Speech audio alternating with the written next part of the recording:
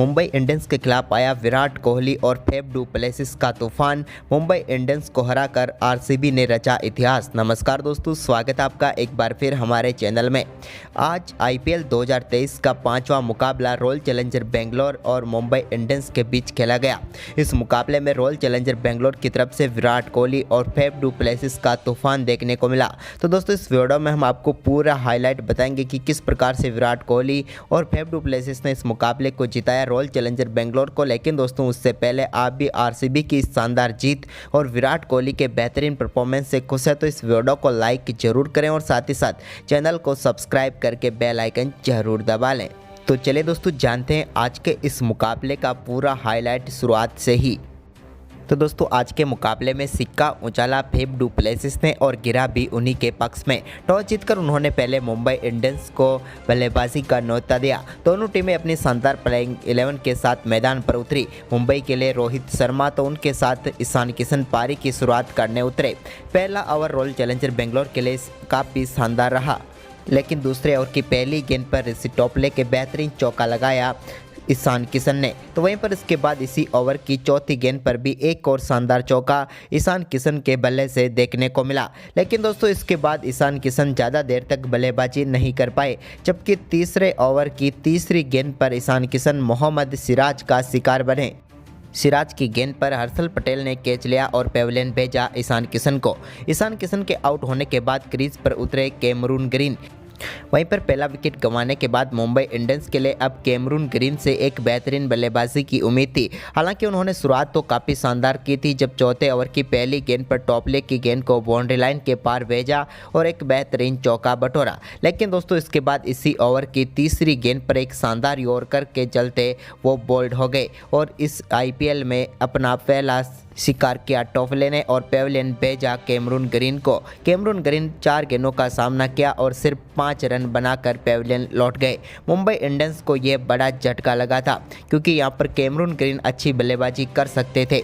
लेकिन दोस्तों, इसके बाद रोहित शर्मा क्रीज पर थे तो उन्होंने सिराज की एक पुल गेंद को पुल करना चाहा था, लेकिन गेंद वहीं पर खड़ी हो गई। लेकिन यहां पर दिनेश कार्तिक और सिराज आपस में टकरा गए और रोहित शर्मा को एक जीवनदान मिल गया।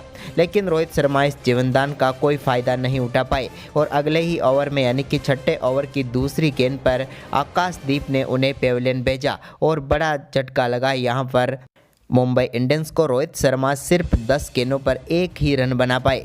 वहीं पर इसके बाद तिलक वर्मा क्रीज पर उतरे तो तिलक वर्मा ने आते ही अपना धमाकेदार पारी का आगाज किया और उन्होंने आकाशदीप की गेंद पर बेहतरीन छक्का लगाया। इस शानदार छक्के के साथ ही उन्होंने अपनी पारी की शुरुआत की।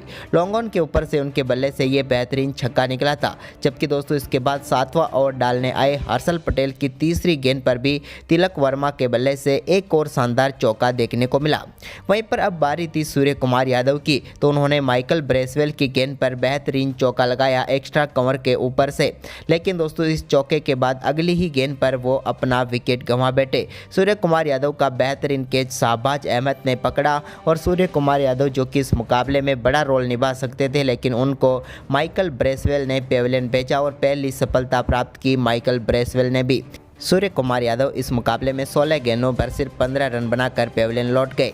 इसके बाद दोस्तों, यहां पर निहाल वधेरा क्रीज पर उतरे तो उन्होंने शानदार तरीके से एक बेहतरीन चौके के साथ अपना आगाज किया। तो वहीं पर इसके बाद तिलक वर्मा ने 11वां ओवर डालने आए माइकल ब्रेसवेल की पहली ही गेंद पर बेहतरीन चौका लगाया। तो वहीं पर इसके बाद ग्लेन मैक्सवेल 12वां ओवर डालने आए तो उनकी पहली ही गेंद पर बेहतरीन छक्का जड़ा तिलक वर्मा ने। ये लॉन्ग ऑन के ऊपर से एक और शानदार छक्का था। इसके बाद दोस्तों, दूसरी ही गेंद पर उनके बल्ले से एक और शानदार चौका देखने को मिला। इस बार भी उन्होंने काफ़ी शानदार तरीके से गेप ढूंढ निकाला।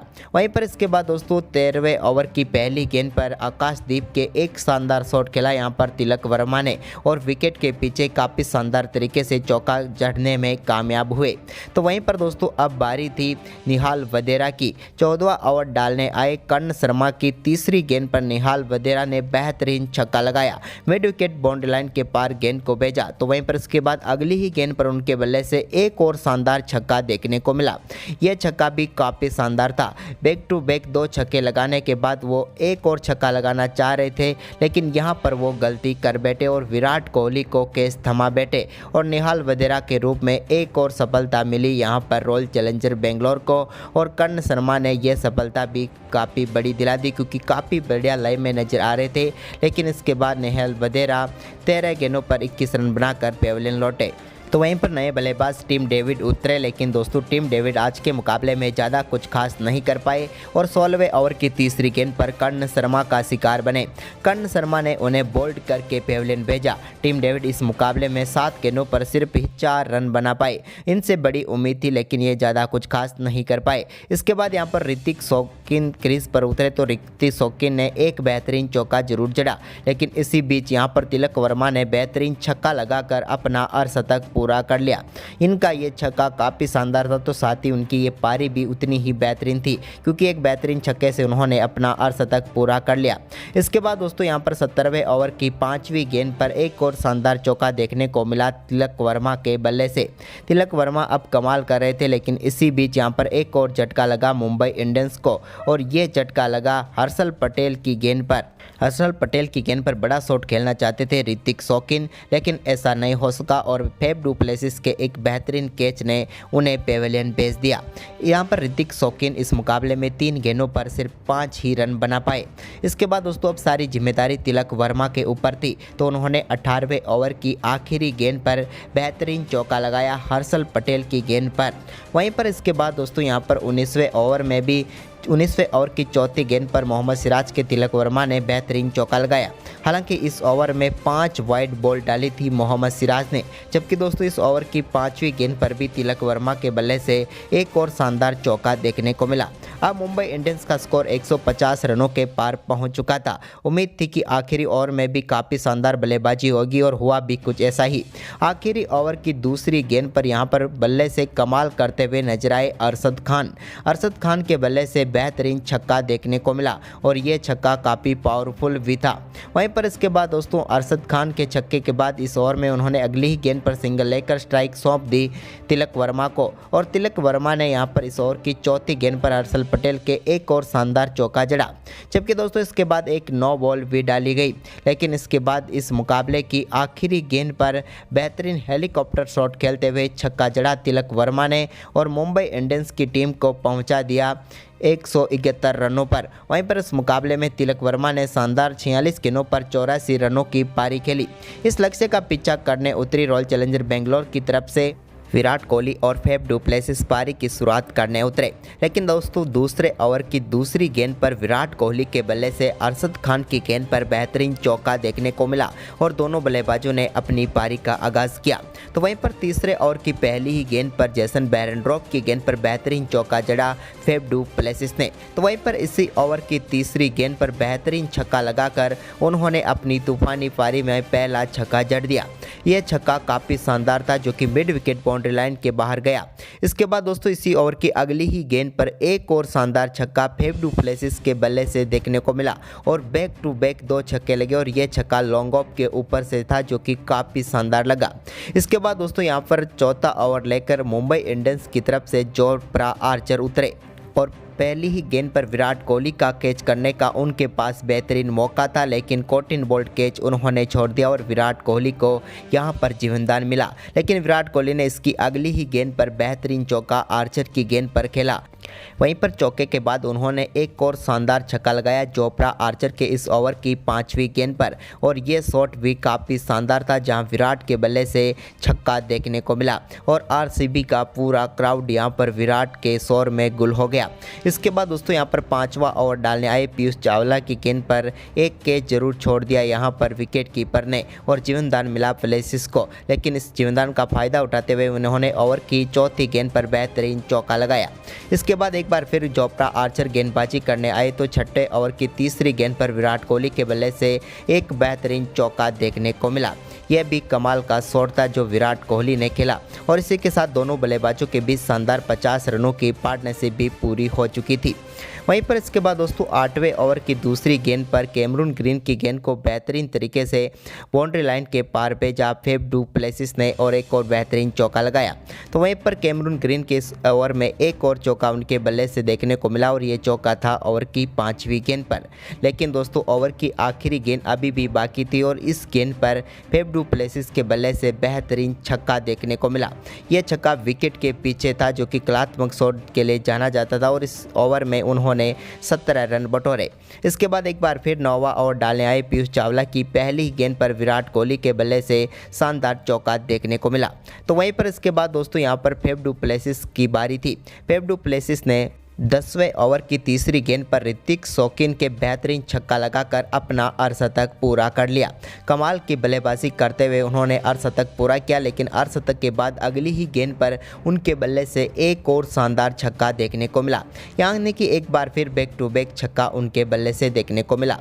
इसके बाद 11वां ओवर डालने आए पीयूष चावला की पहली गेंद पर विराट कोहली के बल्ले से भी शानदार छक्का देखने को मिला और इस छक्के के साथ विराट कोहली भी अब अपने अर्धशतक के बिल्कुल नज़दीक पहुंच चुके थे, लेकिन टीम का स्कोर 100 रनों के पार पहुंचा दिया था विराट के इस छक्के ने। वहीं पर इसके बाद दोस्तों विराट कोहली की शानदार बल्लेबाजी जारी रही और उन्होंने शानदार परफॉर्मेंस करते हुए अपना अर्धशतक पूरा किया 12वें ओवर की 5वीं गेंद पर सिंगल लेकर।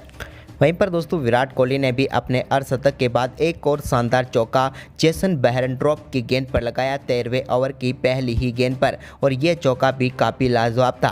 लेकिन इसके बाद यहां पर फेफ डू प्लेसिस के बल्ले से एक और शानदार छक्का देखने को मिला।